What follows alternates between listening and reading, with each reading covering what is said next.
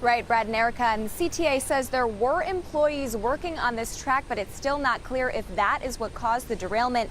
It took about 5 hours to rescue all of those passengers and get the train back on the track. There was some work going on, but we're trying to investigate exactly what type of work was going on at the time. Crews were working here, just a block north of the 47th Street Green Line station. It's the same spot where the front car of this southbound train slid off the rails around 11 this morning, leaving 30 passengers stranded more than 20 feet above the ground on the elevated track. 220 emergency.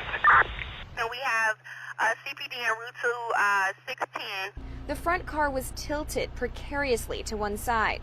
Passenger Drake Hill says he looked out the window and saw one of the workers standing alongside the tracks. Definitely threw his hands up in the air, was pretty frustrated on basically what happened. At least 80 Chicago Fire Department personnel responded with equipment to extract the terrified passengers from the stalled train and lower them safely to the ground. We do a triage to see how many people are seriously hurt and what our response is going to be needed for EMS.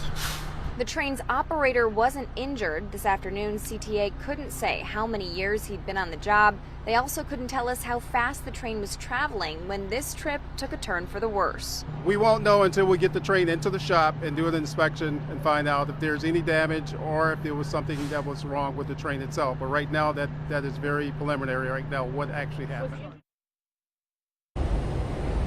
Now, the CTA does have cameras on their trains. They tell us they're going to be reviewing that footage in the hopes of getting more answers. Live in Bronzeville, Megan Hickey, CBS 2 News. Erica?